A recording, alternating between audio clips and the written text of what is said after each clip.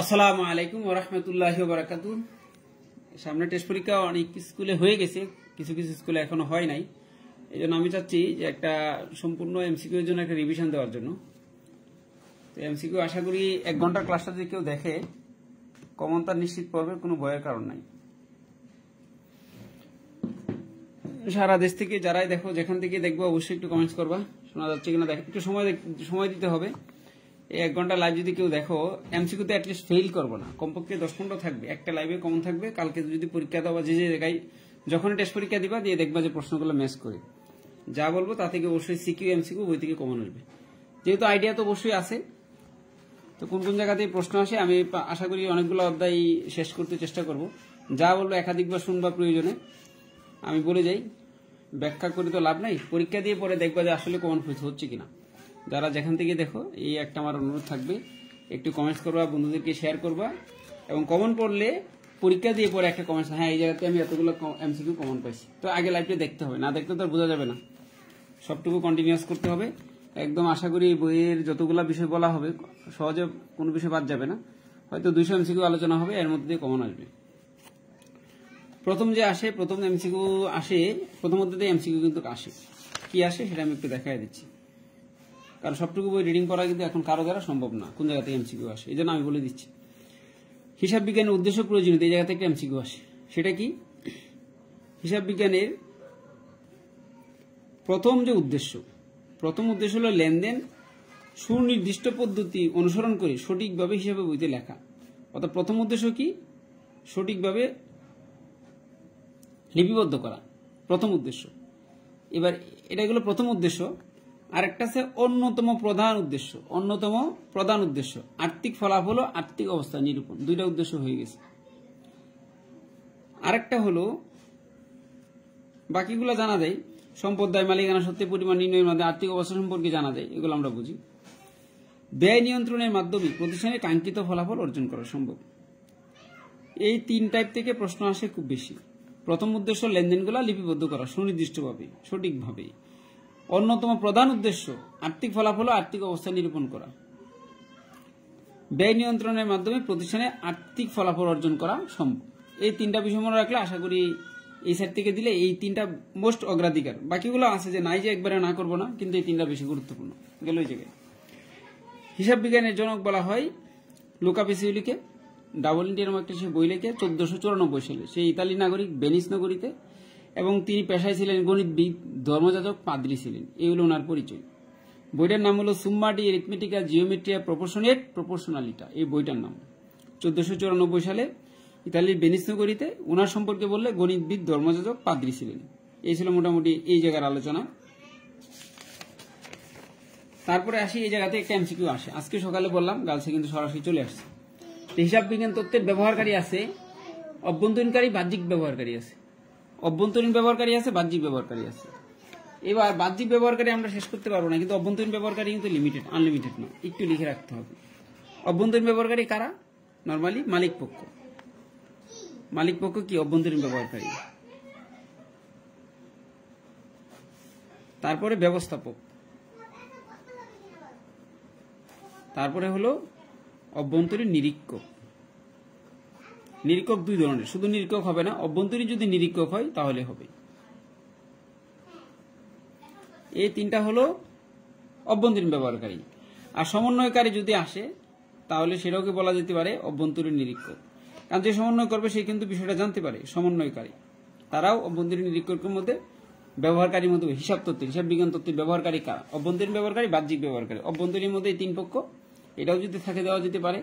আর বাকি যা আছে বাকিগুলা বাহ্যিক ব্যবহারকারী কারা? যেমন ঋণ প্রদানকারী, সরকার, পাওনাদার, বিনিয়োগকারী। তারা তো কোম্পানির অভ্যন্তরীণ ব্যাপারগুলো কিন্তু জানবে না। হিসাব তত্ত্বের ব্যবহারকারী, বাহ্যিক ব্যবহারকারী, অভ্যন্তরীণ ব্যবহারকারী, এটা আলোচনা হয়ে গেছে।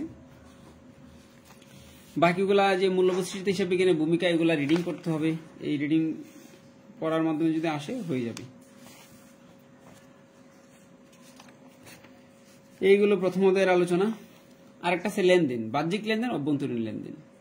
বাহ্যিক লেনদেন কোন অর্থনৈতিক 2টি ঘটনা পক্ষকে প্রতিষ্ঠানে প্রভাবিত করে।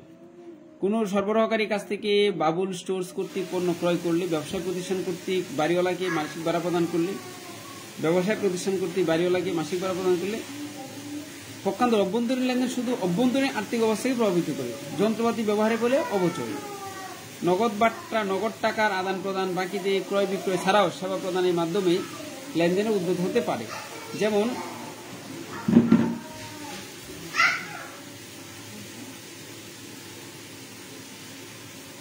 বাহ্যিক ব্যবহারকারী, অভ্যন্তরীণ ব্যবহারকারী অন্যতম হলো অবচয়িত অভ্যন্তরীণ লেনদেন। যে লেনদেনগুলো আমাদের নিজেদের মধ্যে সংগঠিত হয় সেগুলো হচ্ছে কি অভ্যন্তরীণ ব্যবহারকারী। বেতন প্রদান, ঘরবাড়ি, এগুলো হচ্ছে অভ্যন্তরীণ বাহ্যিক লেনদেন। তো অভ্যন্তরীণ বাহ্যিক একটা লেনদেনের উদাহরণ আসতে পারে, বলে দিলাম অবচয় হলো অন্যতম অভ্যন্তরীণ লেনদেনের উদাহরণ। এবার আসি লেনদেনের বৈশিষ্ট্য থেকে আসতে পারে। লেনদেনের বৈশিষ্ট্য অর্থের অঙ্কে পরিমাপযোগ্য কোনো ঘটনাকে লেনদেন বলার জন্য মিনিমাম 3টা বৈশিষ্ট্য থাকতে হবে। আরো কিছু বৈশিষ্ট্য আছে। অর্থের অঙ্কে পরিমাপযোগ্য থাকতে হবে, এছাড়া তো লেনদেন হবে না। দেখা যাচ্ছে তো, আশা করি না।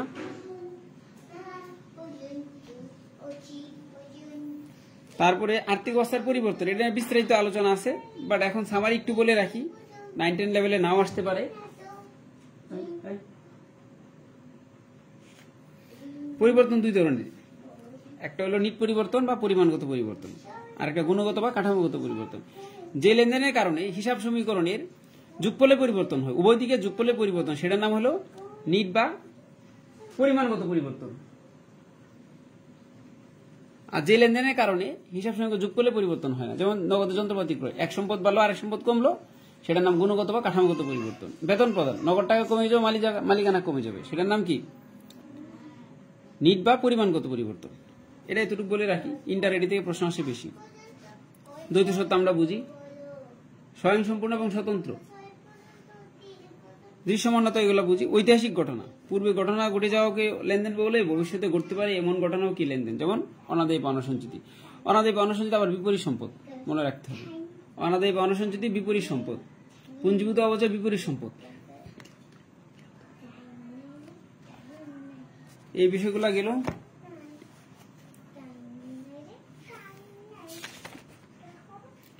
আর যেহেতু সমীকরণ আসছে, সমীকরণে আমি একটু বলে রাখি, সমীকরণের শুদ্ধ রূপটা 3টা হইতে পারে। সমীকরণ থেকে সমীকরণের সঠিক রূপটা সমান আমরা জানি এল প্লাস ই। এটা হলো একদম সমীকরণের মূল উপাদান 3টা। হিসাব সমীকরণের মৌলিক উপাদান 3টা, সম্পদ, দায়, মালিকানা সত্য। এর বর্ধিত রূপ আছে এ সমান এল প্লাস সি মানে ক্যাপিটাল, আর মানে রেভিনিউ, ই মানে এক্সপেন্স, ডি মানে ড্রয়িংস। এই 4টা উপাদান হলে মালিকানা সত্যকে প্রভাবিত করে। তাহলে হিসাব সমীকরণের মূল উপাদান 3টা, সম্পদ, দায়, মালিকানা সত্য, এবং বর্ধিত রূপ হলো এটা। সম্পদ সমান দায় মূলধন প্লাস আয় মাইনাস ব্যয় মাইনাস উত্তোলন, রাইট। এবার আরেকটা প্রশ্ন, মালিকানা সত্যকে প্রভাবিত করে উপাদান কিন্তু 4টা। সেই 4টা কি কি?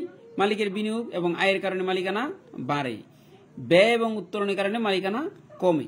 মালিকানা সত্যকে প্রভাবিত করে 4টা উপাদান, মনে রাখতে হবে। তো সমীকরণ নিয়ে আর বেশি বলার কিছু নাই, এটুকু মনে রাখলে হয়ে যাবে আশা করি। এলা ব্যয় নগদে হোক বাকিতে হোক, মালিকানা কিন্তু কমবেই। আর বর্ধিত রূপ বলে দিলাম সমীকরণের। হিসাব সমীকরণ নিয়ে আর বলার কিছু নাই। সমীকরণ এবার আসি হিসাবের 6টা গুরুত্বপূর্ণ দলিল। 6টা গুরুত্বপূর্ণ দলিল আছে, দলিল থেকে একটা এমসিকিউ অবশ্যই থাকবে এবং প্রশ্ন আসবে। কালকে অনেকগুলো বিষয়টা থেকে প্রশ্ন আসছে। 6টা দলিল নাম একটু বলে দিই শর্ট করে। যেমন ক্যাশ মেমো, ক্যাশ মেমো থেকে এমসিকিউ আসতে পারে, ক্যাশ মেমো তৈরি করো সেটাও আসতে পারে।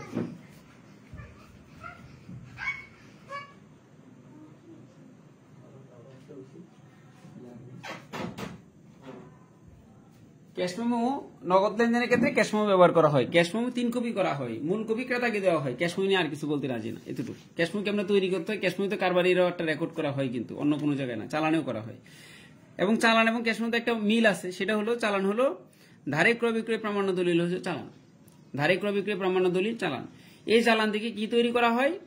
ক্রয় জাবেদা বিক্রয় জাবেদা প্রস্তুত করা হয়। কারণ বাকিতে এটা আবার আসছে, এটা বিষয় একসাথে চলে আসছে। কারণ বাকিতে ক্রয় জাবেদার আরেক নাম ক্রয় বই, বাকিতে বিশেষ জাবেদা আর কি, এটা আলোচনা আরেক সাইডে সামনে পাবো, বাস এখন বলে দিচ্ছি, সম্পর্ক আছে এই জন্য। চালান দেখে ক্রয় জাবেদা বিক্রয় জাবেদা প্রস্তুত করা হয়। এবং এই জাবেদা হলো 2 ধরনের, আবার মূলত একটা বিশেষ জাবেদা আর একটা প্রকৃত জাবেদা। বিশেষ জাবেদা 6টা, এর মধ্যে একটা আছে ক্রয় জাবেদা। ক্রয় জাবেদার আরেক নাম হলো ক্রয় বই। বিক্রয় জাবেদা ক্রয় ফেরত জাবেদা, বিক্রয় ফেরত জাবেদা, নগদ প্রাপ্তি নগদ প্রদান, যেটা আসছে এটা বলে দিলাম। এবার আসি ডেবিট নোট। এই ডেবিট নোট থেকে এমসিকিউ আসতে পারে, ডেবিট নোট থেকে এমসিকিউ আসতে পারে। ডেবিট নোটটা কি?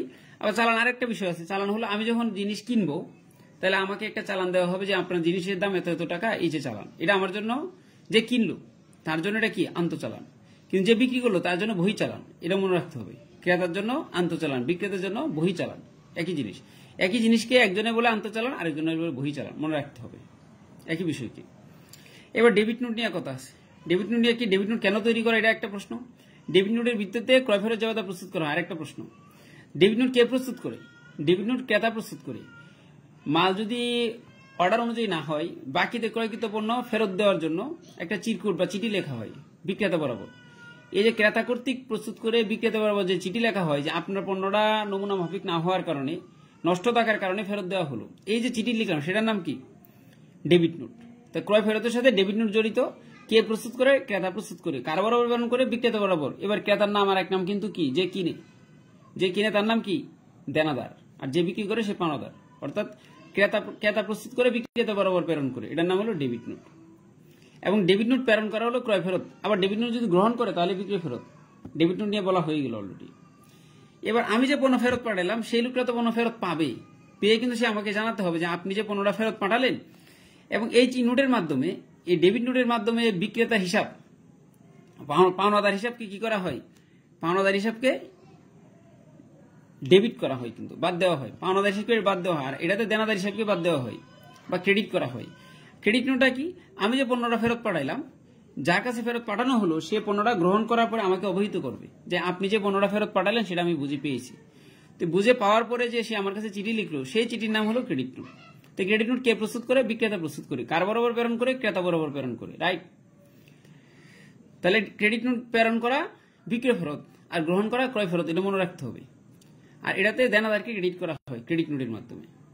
ক্রেডিট নোটের মাধ্যমে যার কাছে সে টাকা পাবে সে তো আর টাকাটা পাবে না, যেহেতু মাল ফেরত পাইছে, কারণ প্রথমে কিন্তু বাকিতে লেনদেন হয়েছিল। তাহলে ডেবিট নোট হয়ে গেল, ক্রেডিট নোট হয়ে গেল। এবার আসে নগদ প্রাপ্তি জাবেদা। নগদ প্রাপ্তিতে কি হয়? ও চালান নিয়ে বলছি, ডেবিট ভাউচার, যেহেতু 6টা দলিল বলছিলাম। ডেবিট ভাউচার, ডেবিট ভাউচার হলো সকল বাকিতে সকল নগদ ব্যয় এবং ক্রয় এবং অন্যান্য ব্যয়, ডেবিট ভাউচার। ক্রেডিট ভাউচারে কি হবে? বিক্রয় এবং অন্যান্য আয়। 4 তারিখে লেনদেন দিয়ে বলবো একটা উপযুক্ত ভাউচার তৈরি করে। তো কোন ভাউচার হবে? 4 তারিখে যদি বেতন প্রদান হয় তাহলে এটা কোন ভাউচার হবে? এটা ডেবিট ভাউচার হবে। যদি বিক্রয় হয় ক্রেডিট ভাউচার হবে। তার মানে ডেবিট ভাউচার, ক্রেডিট ভাউচার ভিত্তিতে কি, ক্রেডিট ভাউচার ডেবিট ভাউচার সম্পর্কে জানতে পারলে এই 6টা থেকে ফরম্যাট তৈরি করতে হবে। এটা তো আসবে, সিকিউতে আসবে, এমসিকিউতে কিন্তু আসবে।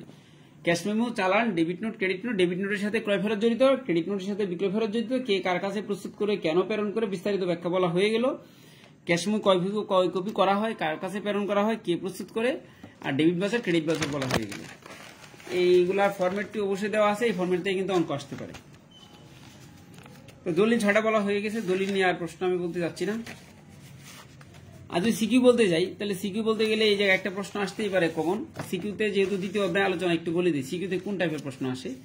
প্রারম্ভিক মূলধন বের করে একটা প্রশ্ন আসতে পারে। ঋণ নিয়ে যদি কেউ ব্যবসা শুরু করে তাহলে নগদের সাথে এই ঋণের টাকা জাবেদার সময় যোগ করতে হবে অবশ্যই। আর যদি বলে প্রারম্ভিক মূলধন বের করো, তা ঋণের টাকা যোগ না করলেও হবে, তবে ঋণ মাইনাস করা যাবে না। আর যদি কেউ নগদের সাথে ঋণের টাকা যোগ করে তাহলে ঋণের টাকা সে মাইনাস করবে।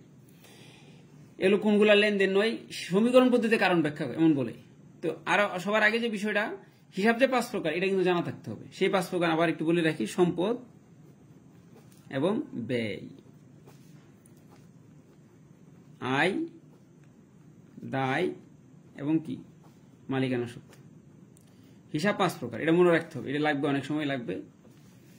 আলোচনা ছিল সমীকরণ পদ্ধতিতে লেনদেনের কারণ ব্যাখ্যা যদি করতে বলে তাহলে এই যে 5টা আছে, ব্যাখ্যা অনেক বেশি।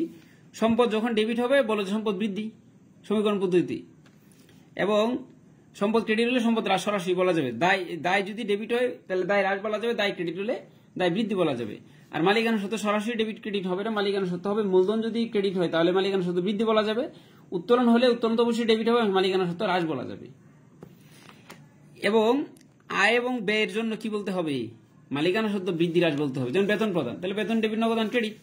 সম্পদ ক্রেডিট হলে তো হ্রাস বলা যাবে সরাসরি, কিন্তু বেতন তো ডেবিট, ব্যয় বৃদ্ধি পাইছে, ব্যয় বৃদ্ধি বলা যাবে না। কি বলতে হবে?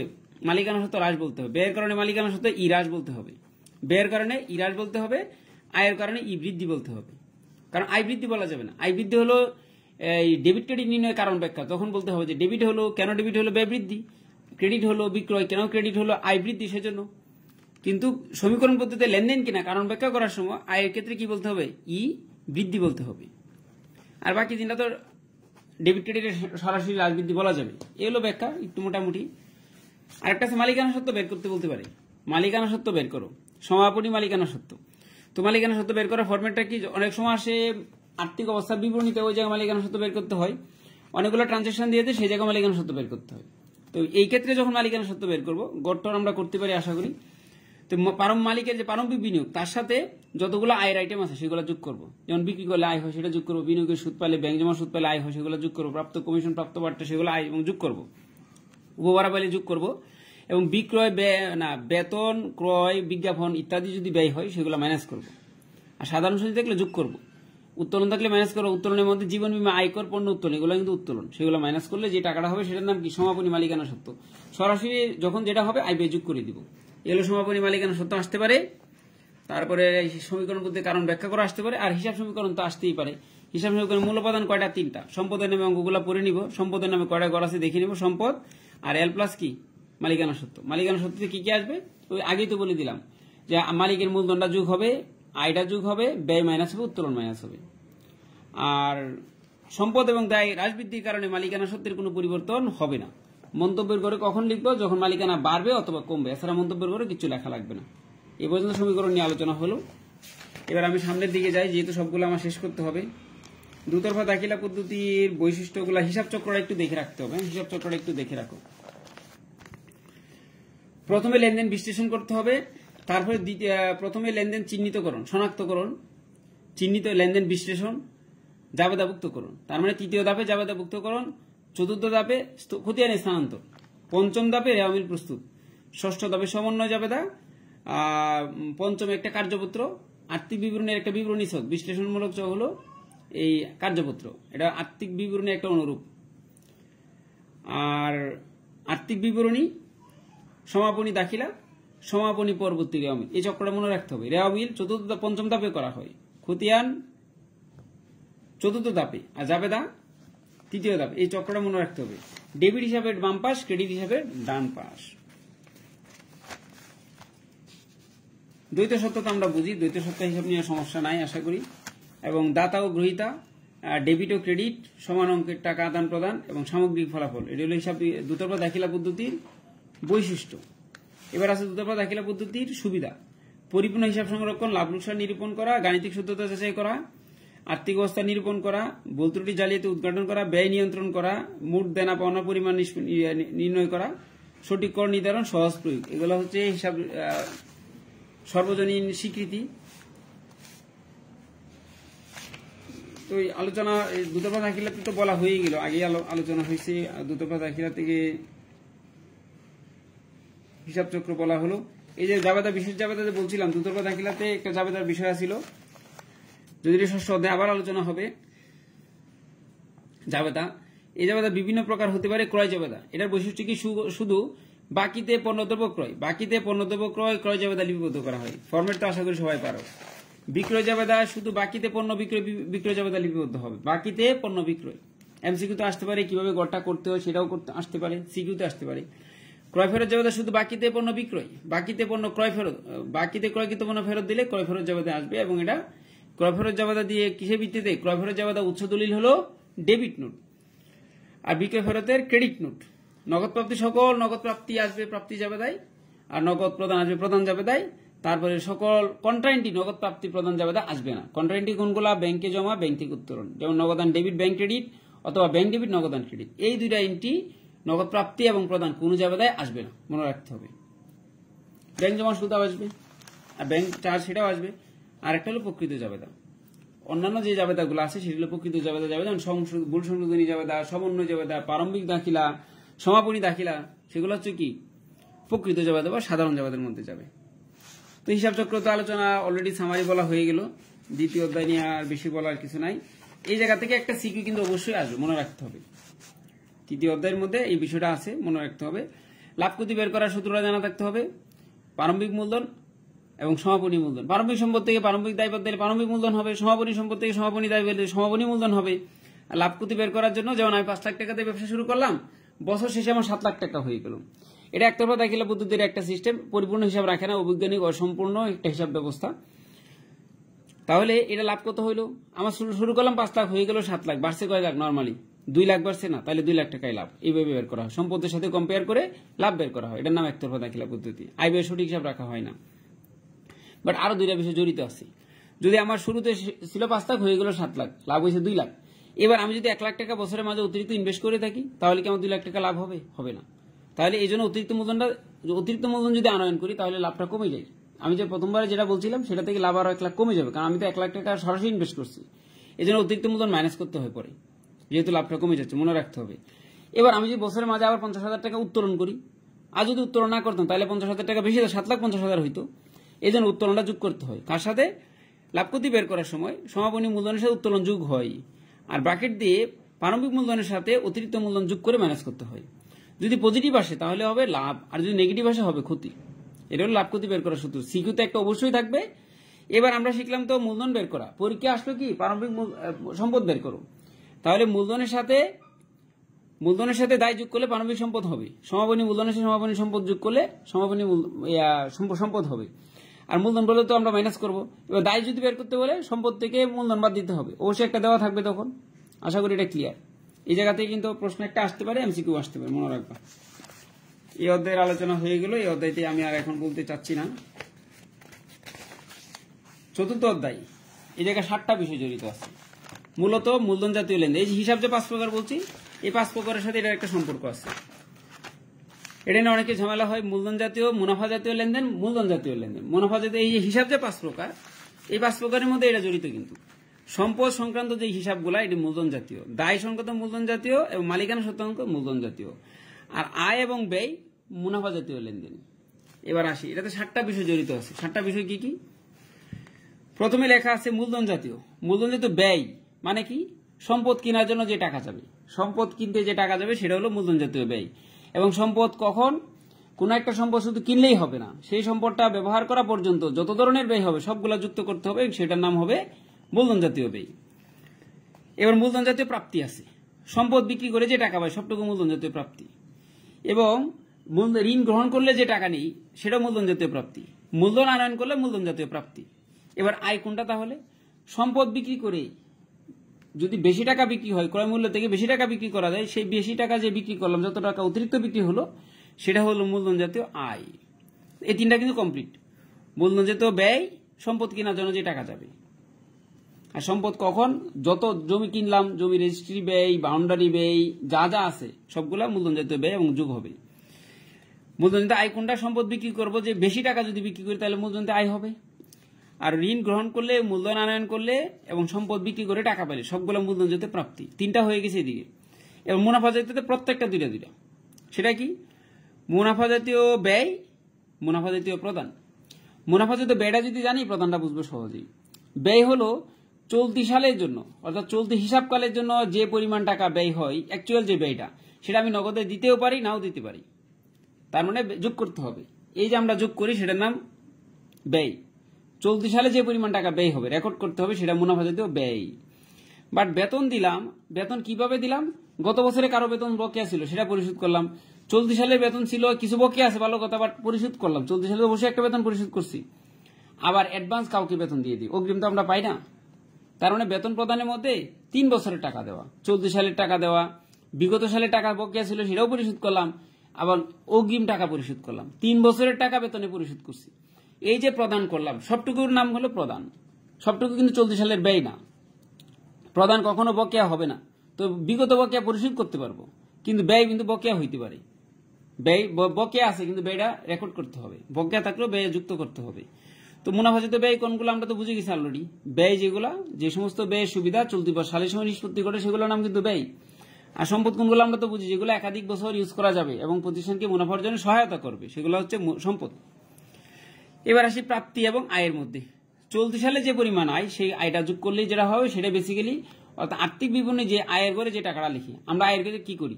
আয়ের সাথে সংশ্লিষ্ট বছরের বকে আয় যোগ করি, অগ্রিম আয় বাদ দিই। এই কাজটা করার পরে যে টাকাটা হয়, সেটা হলো আয়। কিন্তু এই যে আয় ব্যয় যোগ বিয়োগ করার আগে সবটুকু যে আয় পাইলাম, সবটুকু যে টাকা পাইলাম, যেমন উপভাড়া পাইলাম, উপভাড়া কি চলতি সালে উপভাড়া পাইলাম, গত বছর বকেয়া ছিল সেটাও পাইলাম, এবং অ্যাডভান্স টাকা আমি পেয়ে গেছি, যেমন মানুষকে প্রদান করে অ্যাডভান্স পেয়েও তো থাকি। তো অগ্রিম পাইলেও চলতি সালের টাকা, বিগত সালের টাকা, সব টাকা প্রাপ্তির নাম কি? শুধু প্রাপ্তি, মুনাফাজাতীয় প্রাপ্তি। এবং চলতি সালে যে পরিমাণ আয় সেটা মুনাফাজাতীয় আয় মনে রাখতে হবে। চলতি সালের টাকাটা, এই আয়ের মধ্যে বকেয়া থাকতে পারে, কারণ বকেয়া আয় তো আমরা যোগ করি, এটা আয় হবে, বাট প্রাপ্তিতে আসবে না। প্রাপ্তি শুধু নগদ টাকা যে পাইছি সেই টাকাটা মুনাফাজাতীয় প্রাপ্তি। ব্যাংক জমার সুদ এবং বিনিয়োগের সুদ, বিক্রি করলে যে টাকা পাই, পণ্য বিক্রি নরমালি, সেগুলো হচ্ছে মুনাফাজাতীয় প্রাপ্তি। তো প্রাপ্তি আয় হয়ে গেল, ব্যয় এবং প্রদান হয়ে গেল, মূলধন জাতীয় হয়ে গেল। আশা করি এটা নিয়ে সমস্যা হবে না।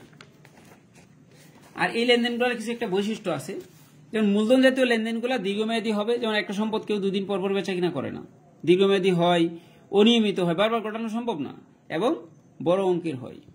আর মুনাফাজাতীয় লেনদেনগুলো কি হয়? ওর স্বল্প মেয়াদে ডেইলি সংগঠিত হয়, ডেইলি বেচা কিনা করতে হয়, নিয়মিত হবে, স্বল্প মেয়াদী হবে এবং ছোট অঙ্কের হবে। 10 টাকা, 20 টাকা, 50 টাকা, 100 টাকা, 200 টাকা অহরহ সংগঠিত হবে।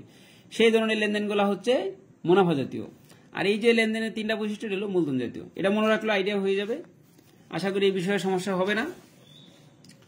আরেকটা বিষয় আছে বিলম্বিত মুনাফা জাতীয় ব্যয়।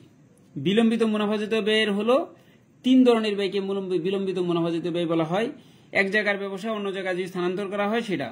বাজার বা পণ্য গবেষণা ব্যয় বিলম্বিত মুনাফা জাতীয় ব্যয়। বিজ্ঞাপনের জন্য যদি এককালীন বড় অঙ্কের টাকা পরিশোধ করি সেটা বিলম্বিত মুনাফা জাতীয়। 3টা জিনিস মনে রাখতে হবে: ব্যবসা স্থানান্তর, বিজ্ঞাপনের জন্য এককালীন বড় অঙ্কের টাকা প্রদান, এবং পণ্য বা বাজার গবেষণা ব্যয়, সেগুলো হচ্ছে বিলম্বিত মুনাফা জাতীয় ব্যয়। মনে রাখতে হবে। আর তেমন কিছু বলার নাই, বাকিটা নিজের আশা করি পারবা, যা বলা হয়ে গেল। অঙ্ক আর সমাধান করতে যাচ্ছি না, অঙ্ক সমাধান করলে এমসিকিউ আলোচনা করে শেষ করা যাবে না। বেসিক যা বললাই, যে বললাম যে 4 তারিখে কৃত মেশিন 1,95,000 টাকা বিক্রি করা হলে মূলধন জাতীয় প্রাপ্তি কত? এই যা বিক্রি করলাম না সবটুকু মূলধন জাতীয় প্রাপ্তি। এবার প্রশ্ন করলো মূলধন জাতীয় আয় কত, মেশিনটার দাম কত ছিল সেটা দেখতে হবে। মেশিনটা কিনা হয়েছিল কবে?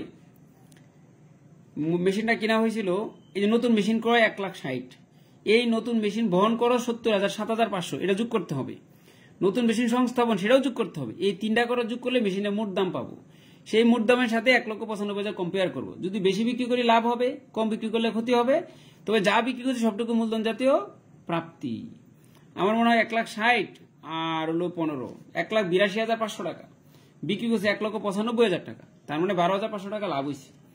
তো মূলধন জাতীয় প্রাপ্তি সবটুকু মেশিনের বিক্রয় মূল্য, এবং বাদ দিতে হবে মূলধন জাতীয় ব্যয়। এই মেশিন কেনার জন্য 3টা ব্যয় হয়েছে, 3টা ব্যয় যোগ করে বাদ দিলে যেটা হবে সেটা মূলধন জাতীয় আয় হিসেবে গণ্য হয়ে গেছে। অর্থাৎ যে বেসিক আলোচনা হয়েছে সেটা কিন্তু এই যে এমসিকিউতে আছে, এই যে বলা আছে ভাড়া প্রদান সবটুকু টাকায় যাবে। বাট ব্র্যাকেটে বলে দিছি যার মধ্যে 3,000 টাকা 2018 সালের, অঙ্ক কিন্তু 17 সালে, তার মানে 18 সালে এটা অগ্রিম, এটা মাইনাস হবে। কমিশন প্রাপ্তি সবটুকু প্রাপ্তির করে যাবে, কিন্তু 4,000 টাকা 16 সালে বিগত বছর বকেয়া ছিল, সেটা বাদ যাবে, সেটা আয়তে যাবে না। বিষয়টা ক্লিয়ার? আর বেশি আমি বলতে যাচ্ছি না, কারণ এটা বলতে গেলে আমার ওই মোটামুটি সামারিটা বলা শেষ হবে না, অতিরিক্ত বেশি সময় লেগে যাবে, তখন আর কেউ দেখবে না। টিসক আমরা জানি, এটা সনাতন পদ্ধতি। টিসকে গড় কয়টা? 8টা গড় করতে হয়। গড় তো আশা করি সবাই পারো। আর চলমান 7টা গড় করতে হয়। বেসিকটা তো হয়ে গেল। চলমান হিসাব মানে খতিয়ান, মনে রাখবো, হিসাব মানে কি? খতিয়ান। এবার আমরা আসি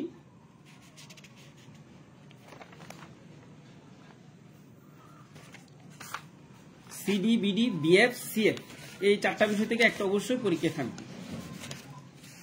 সেটা থাকবে, যেহেতু একসাথে আলোচনাটা হয়েছে,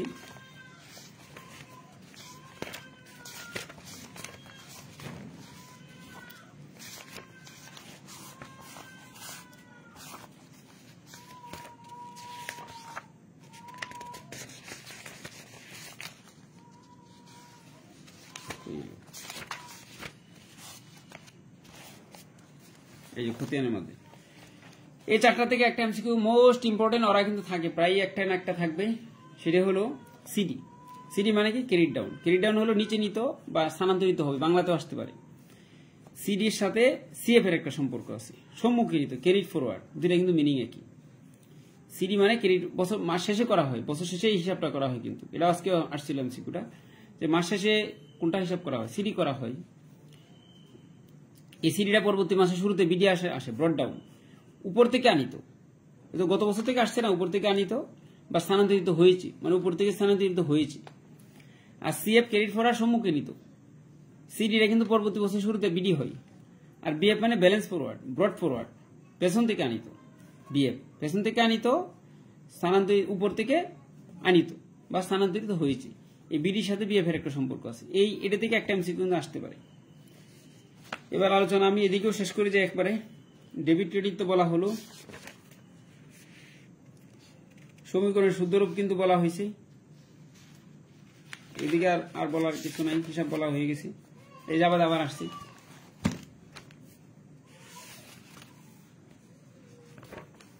এই বিশেষ জাবেদা 6টা বলছিলাম, ক্রয় জাবেদা, বিক্রয় জাবেদা, ক্রয় ফেরত, বিক্রয় ফেরত, নগদ প্রাপ্তি, নগদ প্রদান। আর হলো প্রকৃত জাবেদা, সংশোধনী জাবেদা, সমন্বয় জাবেদা, সমাপনী জাবেদা, প্রারম্ভিক জাবেদা এবং অন্যান্য জাবেদা। এটির নাম কি? প্রকৃত জাবেদা বা সাধারণ জাবেদা। জাবেদা নিয়ে আর বলার কিছু নাই, আশা করি পারবা। পণ্য এবং চেকের নামে কোনো হিসাব খোলা হয় না, মনে রাখতে হবে। এবার আসি বাট্টা নিয়ে একটা আলোচনা বলি, যেহেতু বাট্টা আসছে। বাট্টা মূলত দুই ধরনের, কারবারি বাট্টা এবং নগদ বাট্টা। নগদ বাট্টা আবার দুই ধরনের, প্রদত্ত বাট্টা এবং প্রাপ্ত বাট্টা। কারবারি বাট্টা দুই ধরনের, একটা ক্রয় বাট্টা আর একটা বিক্রয় বাট্টা। আমি যখন পণ্য কিনি তখন আমাকে যে ডিসকাউন্টটা দেওয়া হয় আমি বলি এটা ক্রয় বাট্টা, কিন্তু বিক্রেতার জন্য এটা বিক্রয় বাট্টা। একই জিনিসকে একজনে বলে ক্রয় বাট্টা, আরেকজনে বলে বিক্রয় বাট্টা, মনে রাখতে হবে। প্রদত্ত বাট্টা নগদ বাট্টা বলে, আসলে নগদে না। বাকিতে পণ্য ক্রয় করলে পাওনাদার সৃষ্টি হয়। সেই পাওনাদারকে যখন আমি টাকা পরিশোধ করি তখন যে পরিমাণ পাওনাদার আমাকে ছাড় দেবে, আপনি 200 টাকা কম দেন তবু আমার টাকাটা পরিশোধ করেন, টাকা প্রদান করি, বাট্টা আমি পাই, সেটার নাম কি? প্রাপ্ত বাট্টা। আর নগদ বাট্টার নাম হলো যে দেনাদারের কাছে বিক্রি করার সময়, টাকা আদায় করার সময় যে পরিমাণ টাকা কম পাই, এটা ইচ্ছাকৃত বা আপোষের মধ্যে, সেটা নাম হলো প্রদত্ত বাট্টা। এবং নগদে কখনো লেনদেন হয় না। অনাদায়ী পাওনা হলো যে টাকা চেষ্টা তদবির করার পরে যেটা পাওয়া যায় না, সেটা নাম হলো প্রদত্ত বাট্টা। এই অনাদায়ী পাওনা বা কুড়ি। যেহেতু দেনাদার পাওনাদার আসছে, দেনাদার পাওনাদারের কতগুলো নাম আছে সেটি লিখে দিই, সেটি থেকে কিন্তু পরীক্ষা এমসিকিউ আসে। দেনাদার সুন্দর করে, যেটা আমরা সবাই জানি, দেনাদার। দেনাদারের কমপক্ষে 7-8টা নাম আছে, আমি 4-5টা লিখে দেব। দেনাদার এবং প্রাপ্য হিসাব। তারপরে দেনাদার মানে কি? পাওনা, মানে আমি টাকা পাবো কত, রেওয়া মিলে আসতে পারে, কাজে লাগবে। দেনাদার, প্রাপ্য হিসাব, পাওনা। তারপরে দেনাদার মানে কি? যে কিনে, তার মানে আমি বিক্রি করি, তার মানে দেনাদার মানে কি? ক্রেতা। দেনাদার আরেকটা নাম কি? পুস্তক ঋণ। দেনাদার আরেকটা পুস্তক ঋণ। 1টা 2টা 3টা 4টা 5টা। তারপরে হলো বিক্রয় খতিয়ানের জের, মোস্ট ইম্পর্টেন্ট, এটা কিন্তু রেওয়া মিলে কাজে লাগবে। বিক্রয় খতিয়ানের জের কয়টা হলো? 1টা 2টা, দেনাদার, প্রাপ্য হিসাব, পাওনা, ক্রেতা, পুস্তক ঋণ ও পুস্তক লিখে রাখছি। পুস্তক ঋণ হলো কি? পুস্তক ঋণও কিন্তু দেনাদার এবং এটা ডেবিট, চলতি সম্পদ এবং বিক্রয় খতিয়ানের জের, এই 6টা মনে রাখতে হবে। এবার পাওনাদার লিখি। পাওনাদার, পাওনাদার মানে কি? কারো কাছে যদি আমি ধারে বিক্রি করি তখন পাওনাদার সৃষ্টি হয়। পাওনাদারের আরেকটা নাম কি? প্রদেয় হিসাব। প্রদেয় হিসাব। এবং ওই জায়গায় ছিল পাওনা, এই জায়গায় ছিল দেনা। দেনা মানে কি? আমার কাছে যে টাকা পাবে সেটা দেনা। এই জায়গায় ছিল ক্রেতা, এই জায়গায় হবে কি? বিক্রেতা। এই বিক্রেতার আরেক নাম সরবরাহকারী। সরবরাহকারী। এটা ছিল বিক্রয় খতিয়ানের জের, এটা হবে ক্রয় খতিয়ানের জের। ক্লিয়ার? 1টা 2টা 3টা 4টা 5টা 6টা, এই 6টা নাম মনে রাখতে হবে। এমসিকিউতে কাজে লাগবে এবং রেওয়া মিলে কাজে লাগবে, এই নামটা মনে রাখতে হবে। এবং ইউনিভার্সিটি অ্যাডমিশন পরীক্ষাও আসে, উত্তমবর্ণ, অধবর্ণ, আদিষ্টা, আদিষ্ট, আদেশটা, আদিষ্ট, এগুলো আর বললাম না এখন। তো বাট্টা নিয়ে আশা করি ক্লিয়ার। তবে আর একটা জিনিস বলে দেই, যদি বাট্টায় 5 ইন্টারেও আসে 5% বাট্টায়, এই যে 5% বাট্টায় অন্তত এই জায়গায় আছে এবং টাকা 4750 টাকা পরিশোধ, বাট্টাটা কত? বাট্টাটা কত নিজেরা একটু বের করতে পারবা? ডাইরেক্ট এই 4750 টাকা করবো 5% দিলে বাট্টা হবে না। বাট্টা হিসাবভুক্ত করার পর, বাট্টা বাদ দেওয়ার পর, বাট্টা ধার্য করার পর যদি পরিশোধ করা হয়, তাহলে এই টাকাকে 5% বাট্টা মানে কি? 100 টাকা 5 টাকা ছাড়, তো টাকা পাইছি বা দিছি কত? 95। এই প্রদত্ত টাকা কি 100 থেকে যত পার্সেন্ট থাকবে তত মাইনাস করতে হবে আগে, এবং সেটা দ্বারা এটার ভাগ করতে হবে। তাহলে 100 থেকে 5 বাদ দিলে 95 এবং 5 দ্বারা গুণ হলে বাট্টা হবে কত? 250 টাকা। তার মানে টোটাল ট্রানজাকশনটা কত টাকা ছিল? 5000 টাকা, মনে রাখতে হবে যদি এই ধরনের আসে লেনদেনটা। বাট্টা নিয়ে আশা করি আর বলার কিছু নাই। বাট্টা হলো এই নোট, তো বিষয়গুলো আগে বলা হয়েছে, debit note, credit note, debit বাজার, ক্রেডিট বাজার, চালান, খতিয়ানের বিষয় তো বলাই হলো। সহকারী খতিয়ান কিন্তু আসতে পারে। দেনাদার পাওনাদারকে মূল খতিয়ান বলা হয়, মূল হিসাব বলা হয়। মূল খতিয়ান দেনাদার এবং পাওনাদার হিসাব। সহকারী খতিয়ান হলো প্রত্যেক ব্যক্তির নামে যদি আলাদা আলাদা হিসাব করা হয় সেটা নাম হলো সহকারী খতিয়ান। যেমন আমরা ক্রয় জাবেদায় কি লিখবো? 4 জন মানুষ থেকে ক্রয় করলাম, তো 4 জন মানুষের নাম লিখবো। আর প্রত্যেকের নামে যে একটা একটা ঘর করি সেটা নাম হলো সহকারী খতিয়ান। দেনাদারের সাথে হইতে পারে, পাওনাদারের সাথে হইতে পারে, ক্রয় খতিয়ান, সহকারী খতিয়ানটা। এটা হয়ে গেল। এটা নিয়ে আর আমি বলতে রাজি না, নিজেরা করবা। সিডি এবং BD, CF DF, CD BD CF DF, এটা কিন্তু বলা হয়ে গেছে, রাইট। এটা নিয়ে আর আমি বলতে রাজি না, নিজেরা করবা। অনেক সময় নিজেরা বের করতে হয় কত টাকা হবে, এই যেমন অসম্পূর্ণ দিয়ে দিবে, নিজেরা করতে হবে, এটা দেখে নিবা। কিন্তু খতিয়ান আমি আর এখন খতিয়ান থেকে বলতে চাচ্ছি না। সহকারী খতিয়ান যে ফরম্যাট তো অবশ্যই এটি পারবা, এটি তো আর আমার বলার বিষয় না। এবং খতিয়ানকে পাকা বই বলা হয়, স্থায়ী বই বলা হয়, হিসাবে রাজা বলা হয়, কিন্তু মনে রাখতে হবে। আর জাবেদাকে প্রাথমিক বই বলা হয়, এই সহায়ক বই বলা হয়, সহকারী বই বলা হয়, জাবেদাকে মনে রাখতে হবে। এই এমসিকিউ এখন আর সমাধান করবো না, সামারি বলে যাচ্ছি। নগদান বই আশা করি তো পারবা। নগদান বই নিয়ে তো সময় 3 গোড়া, 2 গোড়া, 1 গোড়া। নগদানে নগদ প্রাপ্তি প্রদান বের করতে হয়। খুচরা নগদান আছে, এটি তোমাদের আসে না। নগদান আলোচনা, ব্যাংক সুদ, কন্টেন্টই তো জানি, ব্যাংকে জমা, ব্যাংক থেকে উত্তোলন, কিন্তু এটা 4-5টা রূপ আছে, সবগুলো আর এখন বলবো না। এমসিকিউ নিয়ে আলোচনা করি। নগদানে বাট্টার বিষয়টা বেশি, ক্রয় বাট্টা, বিক্রয় বাট্টা কিন্তু আসে না। নগদ প্রাপ্তি প্রদান যাবে দেয়, কন্টেন্টগুলো আসে না। ব্যাংকে জমা, ব্যাংক থেকে উত্তোলন আসে না। ব্যাংক বিবরণী নিয়ে এখন আর বেশি বললে পারবা না। ব্যাংকের সাথে যে সমস্ত লেনদেন হয়, রেওয়া মিল নিয়ে প্রশ্ন আছে। রেওয়া মিলে 4টা ভুল থেকে প্রায় এমসিকিউ আসে। রেওয়া মিলে ডেবিট ক্রেডিট নির্ণয় বিষয়টা একটু বলে দেই। আমরা যে হিসাব শিখছিলাম যে 5 প্রকার, এই 5 প্রকার হিসাব থেকে কিন্তু এমসিকিউ আসে। কি? সম্পদ এবং ব্যয়, এই দুটো সাধারণত ডেবিট, ওরা জন্মগতই ডেবিট, বাড়লেও ডেবিট, কমলে ক্রেডিট। আর এই 3টা নর্মালি সাধারণত ক্রেডিট যেটা, এবং বাড়লে ক্রেডিট হবে, কমলে ডেবিট হবে, মনে রাখতে হবে। রেওয়া মিলে এই 3টা হিসাব রেওয়া মিলে ক্রেডিট পাশে বসে, এই 2টা হিসাব রেওয়া মিলে ডেবিট পাশে বসে। এবং শুধু সম্পদ থাকবে না, সম্পদের বহু সম্পদ নিয়ে থাকবে, সমস্যা নাই, বাট বিপরীত সম্পদ আছে। বিপরীত সম্পদ কোনগুলো? যেমন অনাদায়ী পাওনা সঞ্চিতি এবং পুঞ্জীভূত অবচয়, যে সমস্ত বিশেষ সম্পদকে হ্রাস করে শো করা হয়, সেটা নাম হলো বিপরীত সম্পদ। সম্পদ তো ডেবিট, বিপরীত সম্পদ আবার ক্রেডিট, কিন্তু মনে রাখতে হবে। আর দায় ক্রেডিট, ব্যয় তো ডেবিট, বকেয়া ব্যয় কিন্তু আবার ক্রেডিট, মনে রাখতে হবে। ব্যয় ডেবিট, অগ্রিম ব্যয় ডেবিট, কিন্তু সম্পদ মনে করে ডেবিট করা হয়, কারণ এই রেওয়া মিলে কিন্তু চলতি সম্পদ বের করতে হয়। সম্পদ ডেবিট, বিপরীত সম্পদ ক্রেডিট, শেষ সম্পদ নিয়ে আলোচনা। উদাহরণ বলে দিলাম, পুঞ্জীভূত অবচয় নর্মালি এবং অনাদায়ী পাওনা সঞ্চিতি, আর বেশি থাকে না। ব্যয় তো ডেবিট, অগ্রিম ব্যয়ও ডেবিট। অগ্রিম ব্যয় ডেবিট হবে, চলতি সম্পদ মনে করি, কিন্তু বকেয়া ব্যয় কিন্তু ক্রেডিট। বকেয়া ব্যয়ের আরেক নাম হলো প্রদেয় ব্যয় বা প্রদেয়। বকেয়া ব্যয় ক্রেডিট এবং চলতি দায় মনে করি ক্রেডিট।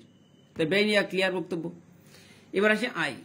আয় তো নর্মালি ক্রেডিট, অগ্রিম আয়ও ক্রেডিট। অগ্রিম আয় ক্রেডিট হবে, চলতি দায় মনে করি, মনে রাখতে হবে। অগ্রিম আয় ক্রেডিট হবে, চলতি দায় মনে করি। এবং বকেয়া আয়, বকেয়া আর এক নাম হলো প্রাপ্য আয়, অনাদায়ী আয়, অনাদায়ী কমিশন, এইটি হলো চলতি সম্পদ মনে করে ডেবিট। বকেয়াটা আবার ডেবিট হবে। অর্থাৎ কোনো বিষয় যদি আয় ব্যয়ের মধ্যে যদি বকেয়া হয়, তাহলে উল্টে যায়। ক্রেডিট হলে আগের মতন থাকবে, যেমন আয় তো ক্রেডিট, অগ্রিমও ক্রেডিট, কিন্তু অগ্রিমটা চলতি দায় মনে করে ক্রেডিট। আর ব্যয় তো ডেবিট, অগ্রিমটাও ডেবিট, চলতি ব্যয় মনে করে, চলতি ব্যয় এবং সম্পদ মনে করে ডেবিট করা হয়, চলতি সম্পদ। তাহলে আয় ব্যয় হয়ে গেল। এবার দায়, দায় তো নর্মালি ক্রেডিট। মালিকানা সত্ত্ব, মালিকানা সত্ত্ব ক্রেডিট, কিন্তু বিপরীত মালিকানা সত্ত্ব ডেবিট। এই বিপরীতটা কোনটা? উত্তোলন। উত্তোলনের কারণে মালিকানা কমে যায়, সেটা ক্রেডিট। সাধারণ মালিকানার অংশ, সেটা ক্রেডিট। উত্তোলন, মালিকানা কমে যায় এবং সেজন্য এটা ডেবিট। আর মূলধন ক্রেডিট। আর উত্তোলনের মধ্যে কি কি আছে আবার বলছি, অনেকবার বলা হয়ে গেল। আয়কর উত্তোলন, জীবন বীমা এটা উত্তোলন, নগদ উত্তোলন, পণ্য উত্তোলন এবং মালিকের ব্যক্তিগত ব্যয় যদি কোম্পানিতেই বহন করা হয়, সেটা উত্তোলন। আশা করি এই বিষয়গুলো ক্লিয়ার। রেওয়া মিলে কোনগুলা ডেবিট ক্রেডিট হয়ে গেল। তবে সকল সঞ্চিতি ক্রেডিট, প্রদেয় বিলের এবং প্রদেয় হিসাবে বাট্টার সঞ্চিতি কিন্তু রেওয়া মিলে ডেবিট পাশে বসে, এগুলো হয়ে গেল। রেওয়া মিলে গড় করতে পারি। রেওয়া মিল থেকে যে প্রশ্ন আসে সেটি হলো কোন কোন বিষয় রেওয়া মিলে অন্তর্ভুক্ত হবে না, এবং এটা একটা প্রশ্ন। চলতি সম্পদ বের করো, চলতি দায় ব্যয় করো, মুনাফাজিত ব্যয় বের করো, মূলধন জাতীয় কম আসে, মুনাফাজিত আয় ব্যয়। 2টা প্রশ্ন। একটা রেওয়া মিল তৈরি করতে অবশ্যই থাকবে, কোন কোন দফা অন্তর্ভুক্ত হবে না সেটা থাকবে। আর এমসিকিউতে যে বিষয়গুলো আসে, রেওয়া মিলে যে অনেকগুলো ভুল হয়, মূলত 3টা ভুলের মধ্যে ঝামেলা হয়ে যায়। সেটা হলো নীতিগত ভুল। নীতিগত ভুল নিয়ে অনেকে ভুল করে। তারপরে আছে পরিপূরক ভুল, তারপরে আছে ব্যয় দাখিলার ভুল। সিম্পলি মনে রাখতে হবে, রেওয়া মিলে যোগ করা হয় টাকা পয়সা, নাম কিন্তু যোগ করা হয় না। আমরা জানি পণ্য ক্রয়, জাবেদা কি ক্রয় ডেবিট।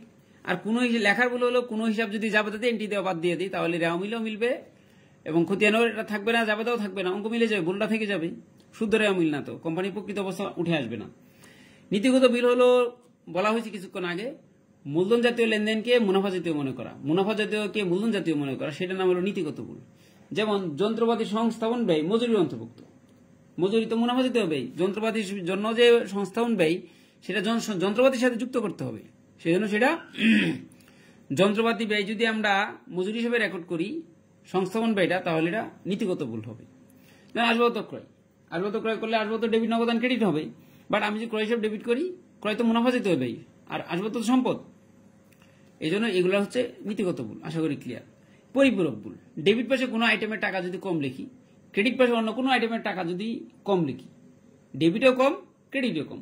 যেমন বিক্রয় 7 লাখ, লিখলাম কত 6,50,000, বেতন কত 1 লাখ, বেতন লিখলাম 50,000, তার মানে 7 লাখ থেকে 6,50,000 লিখে 50,000 টাকা কম লিখলাম ক্রেডিট পাশে, বেতন 1 লাখ লেখার কথা 50,000 লিখলাম, এদিকে 50,000 কম লিখলাম, দুই পাশে কমানোর পরিমাণটা সমান, সেই যে ভুল সেটার নাম পরিপূরক ভুল।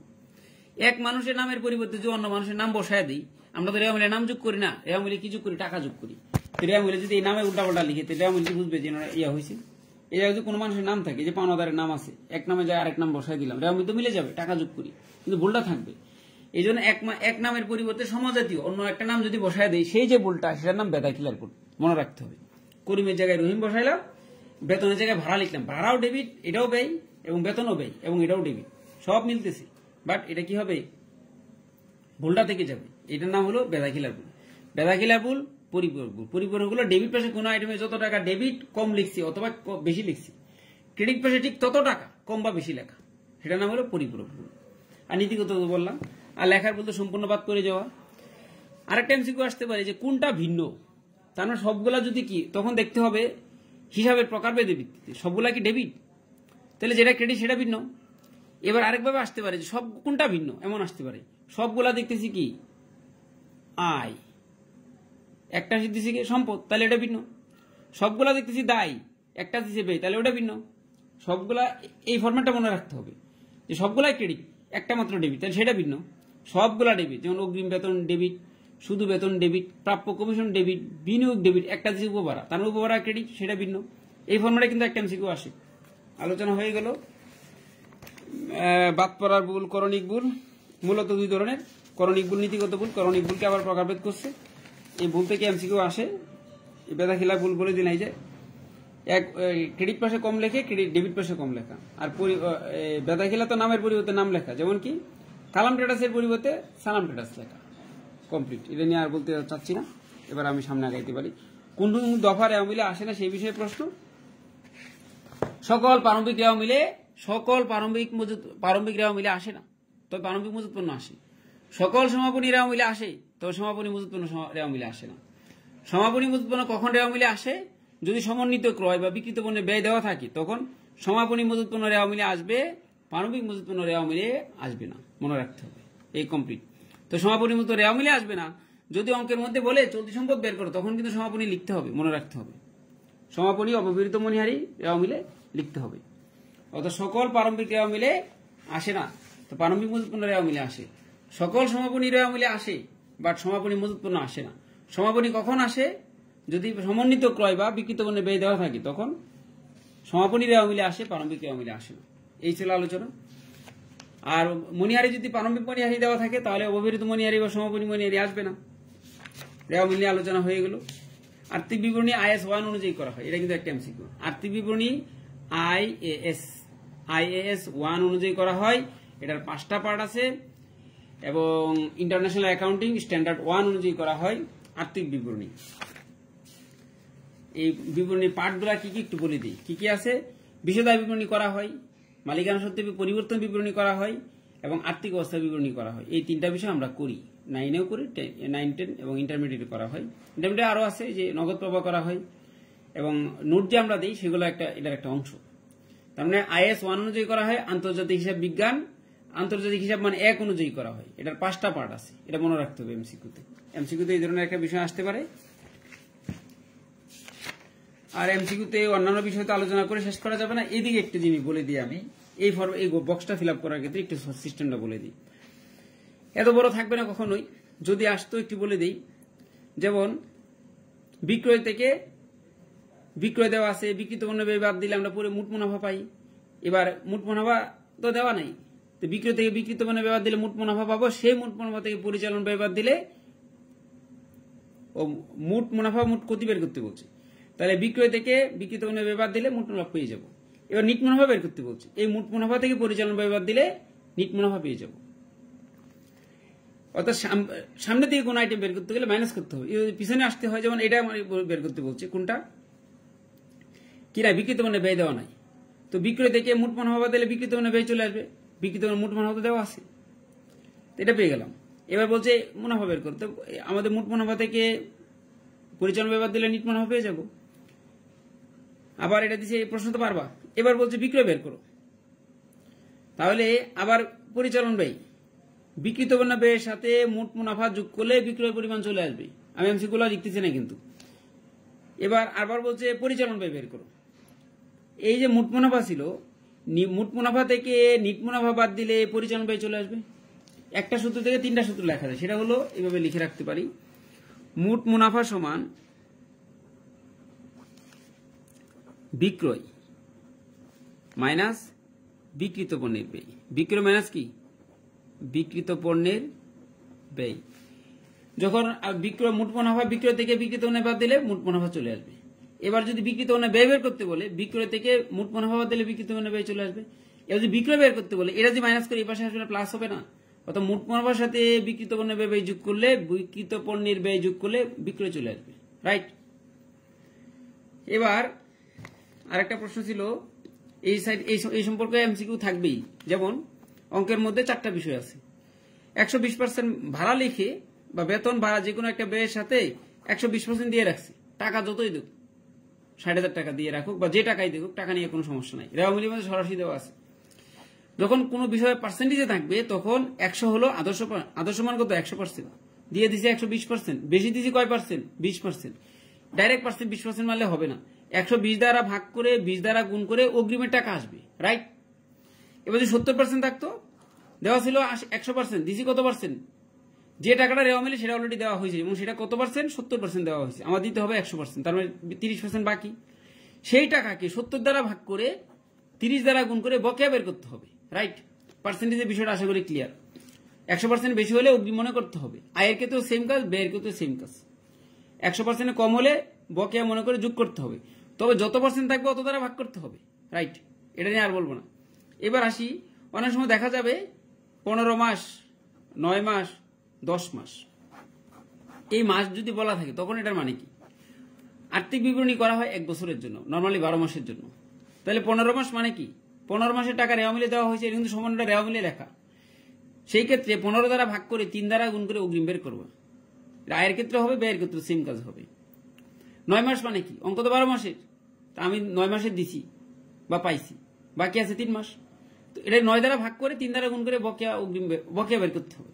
10 মাস, অঙ্ক তো 12 মাসের, 2 মাস বাকি, 10 দ্বারা ভাগ করতে হবে, 2 গুণ করলে বকেয়া পাবো।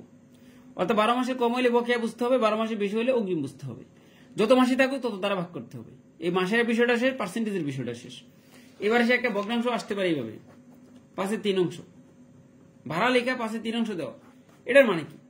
সবসময় মনে রাখতে হবে, হর হলো আধার সমান, দেওয়ার কথা ছিল 5 ভাগ, অলরেডি দিছি 3 ভাগ।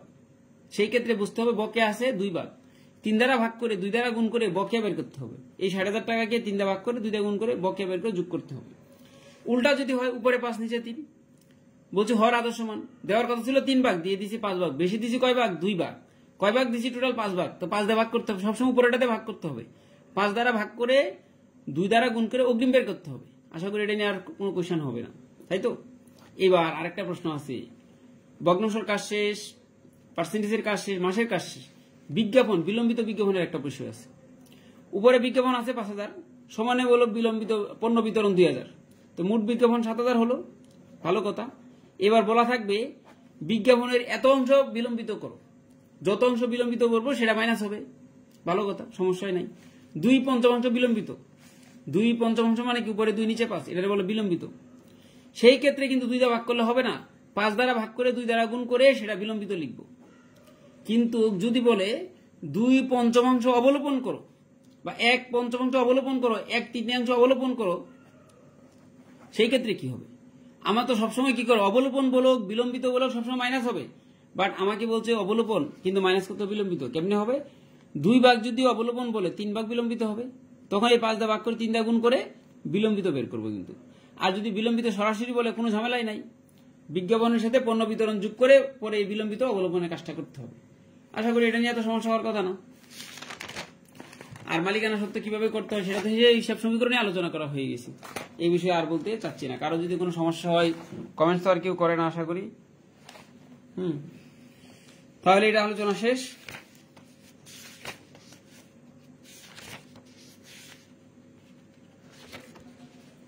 কুরিনের একটা বিষয় আছে, নিট দেনাদারের পরিমাণ বের করে, মানে একটা প্রশ্ন আসতে পারে। নিট দেনাদারের পরিমাণ বের করার জন্য কি করতে হবে? বিক্রয়ের সাথে রেওয়া মিলে যে বিক্রয় থাকবে তার সাথে কি করতে হবে? রেওয়া মিলে বিক্রয়ের সাথে অলিখিত বিক্রয় সমন্বয় থাকলে সেটা যোগ করতে হবে। কুরিন থাকলে নতুন কুরিন রেওয়া মিলে সেটা বিয়োগ করতে হবে, আর অলিখিত আন্তঃফেরত থাকলে সেটাও বিয়োগ করতে হবে। শুধু ক্রয় বিক্রয় থাকলে যোগ করতে হবে।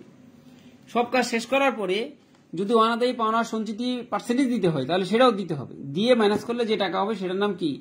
নিট প্রাপ্য হিসাব। দেনাদারের সাথে রেওয়া মিলে যে দেনাদার থাকবে তার সাথে অলিখিত বিক্রয় যোগ হবে, সমন্বয়ে যে বিক্রয়টা থাকবে সেটা যোগ হবে, সমন্বয়ে কোনো ফেরত থাকলে সেটা মাইনাস হবে বিক্রয় ফেরত থাকলে, এবং বিক্রয় ফেরতে আরেকটা কিন্তু আন্তঃফেরত মনে রাখতে হবে। তারপরে রেওয়া মিলে সমন্বয়ে যদি কুরিন থাকে সেটাও মাইনাস হবে। তারপরে যদি বলে কুরিন সঞ্চিত ধরতে হবে, সব কাজ শেষে পার্সেন্টেজ দিয়ে যে টাকাটা হবে সেটাও মাইনাস হবে। এবং রেওয়া মিলে যে এইভাবে লিখতে হবে, দুইভাবে লেখা যায়। নতুন কুরিন রেওয়া মিলে কুরিন লিখতে পারি, তারপরে সমন্বয়ে নতুন কুরিন থাকলে সেটাও লিখতে পারি, সমন্বয়ে নতুন কুরিন সঞ্চিত সেটা লিখতে পারি, রেওয়া মিলে কুরিন সঞ্চিত বাদ দিলেও পারি, বা বইয়ে যেভাবে আছে এই ফরম্যাটটা। যেহেতু সিকিউ আলোচনা এখন করবো না, এই জন্য এটা নিয়ে আর সময় নষ্ট করবো না। আর্থিক বিবরণী নিয়ে আর বলার কিছু নাই। তো আর্থিক বিবরণীর শেষের দিকে একটা আলোচনা আছে, সেটা একটু বলে দিই। চলতি অনুপাত, চলতি অনুপাত, তরল অনুপাত বা তারল্য অনুপাত, কার্যকরী মূলধন অনুপাত, বিনিয়োজিত মূলধনের আয়ের হার। চলতি অনুপাতের আদর্শ মান হলো 1:1, 2:1। তরল অনুপাতের আদর্শ মান 1:1। কার্যকরী মূলধনের আদর্শ অনুপাত 1:1। এবার এই চলতি অনুপাতটা কি? চলতি সম্পদকে চলতি দায় দ্বারা ভাগ করলে চলতি অনুপাত আসে। চলতি সম্পদকে চলতি দায় দ্বারা ভাগ করতে হয়। চলতি সম্পদকে চলতি দায় দ্বারা ভাগ করলে চলতি মূলধন আসে। এটা 2:1, অর্থাৎ 2 টাকা যদি সম্পদ হয় 1 টাকা দায় হবে। তারল্য অনুপাত, চলতি সম্পদ ঠিক আছে, তার থেকে 2টা আইটেম বাদ দিতে হয়, সেগুলোর নাম কি? মজুত পণ্য, অগ্রিম খরচ। মজুত পণ্য, অগ্রিম খরচ বাদ দিলে যে টাকা হবে সেটার নাম তরল সম্পদ বা তারল্য সম্পদ। এই তারল্য তরলে অনেকগুলো নাম আছে, সবগুলো আর এখন বলবো না। 1:1 সমান সমান থাকতে হবে। আর যখন নিট মুনাফা অনুপাত বের করতে বলবে, নিট মুনাফাকে নিট বিক্রয় দ্বারা ভাগ করে 100 দ্বারা গুণ করবো, পার্সেন্টেজ আসবে। 100 দ্বারা গুণ করলে পার্সেন্টেজ হবে। অনুপাত হলে অনুপাত শেষে 1 বসাই দিব। নিট মুনাফাকে বিনিয়োজিত মূলধন দ্বারা ভাগ করে 100 দ্বারা গুণ করলে বিনিয়োজিত মূলধন চলে আসবে। আবার বিনিয়োজিত মূলধনটা কি? মোট বাস্তব সম্পদ থেকে চলতি দায় বাদ দিলে বিনিয়োজিত মূলধন চলে আসবে, রাইট। আরেকটা হলো মালিকানা সত্ত্বের সাথে যদি আমরা দীর্ঘমেয়াদী দায় যোগ করি তাহলে বিনিয়োজিত মূলধন চলে আসবে। নিট মুনাফা মোট মুনাফাকে নিট বিক্রয় দ্বারা ভাগ করে 100 দ্বারা গুণ করলে মোট লাভ অনুপাত চলে আসবে। আর চলতি সম্পদ থেকে চলতি দায় বাদ দিলে কার্যকরী মূলধন চলে আসে, মনে রাখতে হবে এগুলো। এই যেটি করতে হয় অনেক সময়, এমসিকিউ বলে দিলাম, এবার নিজেরা করবা।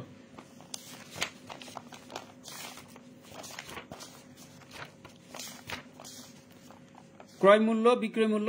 আমি যদি 10 টাকা কিনে 20 টাকা বিক্রি করি, বা 10 টাকা কিনে 2 টাকা লাভে বিক্রি করলে 12 টাকা বিক্রি মূল্য হবে। একটা পার্সেন্টেজের বিষয় আসে। অর্থাৎ ক্রয় মূল্যের সাথে লাভ যোগ করলে যে টাকাটা হবে সেটার নাম কি? বিক্রয় মূল্য। এটা মুখ্য ব্যয়ের একটা প্রশ্ন আসে। প্রত্যক্ষ কাঁচামালের সাথে প্রত্যক্ষ শ্রম বাদ যোগ করলে যে টাকা হবে তার নাম কি? মুখ্য ব্যয়। প্রত্যক্ষ কাঁচামালের সাথে প্রত্যক্ষ শ্রম যোগ করলে বা প্রত্যক্ষ মজুরি যোগ করলে প্রত্যক্ষ মুখ্য ব্যয় চলে আসবে। এবার একটা প্রশ্ন আছে রূপান্তর ব্যয়। রূপান্তর ব্যয়টা কি? প্রত্যক্ষ শ্রমের সাথে এই বিষয়টা মনে রাখ, রূপান্তর ব্যয়, উৎপাদন ব্যয় মুখ্য ব্যয়ের সাথে কারখানা পরিব্যয় যোগ করলে উৎপাদন ব্যয় আসবে। রূপান্তর ব্যয় থেকে আসে কিন্তু প্রত্যক্ষ শ্রমের সাথে কারখানা পরিব্যয় যোগ করলে রূপান্তর ব্যয় আসে। মুখ্য ব্যয় বলছিলাম কি? প্রত্যক্ষ কাঁচামাল, প্রত্যক্ষ শ্রম এবং অন্যান্য প্রত্যক্ষ খরচ থাকলে যোগ করলে মুখ্য ব্যয় আসবে। এই মুখ্য ব্যয়ের সাথে যদি কারখানা পরিব্যয় যোগ করি, যেগুলো সরাসরি জড়িত না, পরোক্ষ সকল ব্যয়ের নাম হলো কারখানা পরিব্যয়। এই কারখানা পরিব্যয় যোগ করলে উৎপাদন ব্যয় চলে আসে। এবার প্রত্যক্ষ শ্রমের সাথে কারখানা পরিব্যয় যোগ করলে রূপান্তর ব্যয় চলে আসে। মোট ব্যয়, উৎপাদন ব্যয়ের সাথে কারখানা পরিব্যয় বিক্রয় পরিবহন ব্যয় যোগ করলে মোট ব্যয় চলে আসে। এবার বিক্রয় মূল্যের সাথে মোট ব্যয়, বিক্রয় মূল্য থেকে মোট ব্যয় এবং প্রত্যাশিত মুনাফা যোগ করলে বিক্রয় মূল্যটা চলে আসবে। মোট ব্যয়ের সাথে প্রত্যাশিত মুনাফা যোগ করলে বিক্রয় মূল্য চলে আসবে।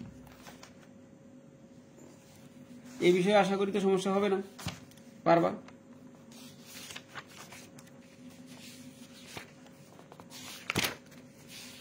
পারিবারিক তহবিল, ওই যে বলছিলাম প্রথম দিক দিয়ে প্রারম্ভিক সম্পদ থেকে প্রারম্ভিক দায় বাদ দিলে পারিবারিক তহবিল হবে, ওটা ছিল প্রারম্ভিক মূলধন, এই জায়গায় বলে পারিবারিক তহবিল। এটা সহজ একটা অঙ্ক, নগদ প্রাপ্তি প্রদান এবং আয় ব্যয় বের করো, এটা একটা খুবই সহজ অঙ্ক, আশা করি এটা নিয়ে পারবা। এটা পারিবারিক তহবিলের পরিমাণ বের করতে বলে পারিবারিক তহবিল বের করার জন্য প্রারম্ভিক সম্পদ থেকে প্রারম্ভিক দায় বাদ দিলে যে টাকা হবে সেটা হলো পারিবারিক তহবিল। ওই জায়গায় বলতো পারিবারিক সম্পদ, এই জায়গায় হলো পারিবারিক তহবিল। এটা ইন্টারের নগদ প্রাপ্তি প্রদান হিসেবে গণ্য হবে। এই পারিবারিক তহবিল বের করার সঙ্গে এই 1 তারিখে টাকাটা কিন্তু নিতে হবে, মনে রাখতে হবে 1 তারিখে টাকাগুলো যাবে। যে আলোচনা করা হলো আশা করি আর সমস্যা থাকবে না, নিজেরা পারবা। এবার প্র্যাকটিসের ব্যাপার আরেকটা জিনিস বলে দিই, ক্রয় মূল্যের উপর যদি 20% লাভ হয়, প্রশ্ন করতে পারলে বিক্রি মূল্যের উপর লাভের হার কত %, তাহলে কি করব 100 গুণ 20 ভাগ করবো কত দিয়ে, ক্রয় মূল্যের উপর বলছি 20%, বিক্রয় মূল্যের উপর কত হবে 100 যোগ 20 হবে, মনে রাখতে হবে। ভাগ করলে যেটা হবে সেটা পার্সেন্টেজ 16.67% হবে। এবার যদি বলা হইতো যে বিক্রয় মূল্যের উপর কত %, 25%, বিক্রয় মূল্যের উপর 25%, ক্রয় মূল্যের উপর কত 100 গুণ 25 হবে, ক্রয় মূল্য কত 100 মাইনাস 25 হবে, তাহলে 2500 টাকাকে 75 দ্বারা ভাগ করলে যেটা হবে সেটা পার্সেন্টেজ, রাইট। অর্থাৎ বিক্রয় মূল্য দেওয়া থাকলে না, ক্রয় মূল্য দেওয়া থাকলে বিক্রয় মূল্য বের করলে 100 থেকে গুণ করবই, যোগ করে ভাগ করব। আর বিক্রয় মূল্য দেওয়া থাকলে ক্রয় মূল্য বের করতে হলে 100 সাথে যত পার্সেন্ট বলে অত তো গুণ করবই, কিন্তু মাইনাস করে ভাগ করব, রাইট। আশা করি যে সামারি আলোচনা করা হয়েছে এগুলো যদি কেউ ভালো করে দেখো এমসিকিউ পারবা। এই বেসিকগুলো জানা থাকতে হবে, তারপরে তোমার প্র্যাকটিস করতে হবে। আজকের মতন রাখবো, আল্লাহ হাফিজ।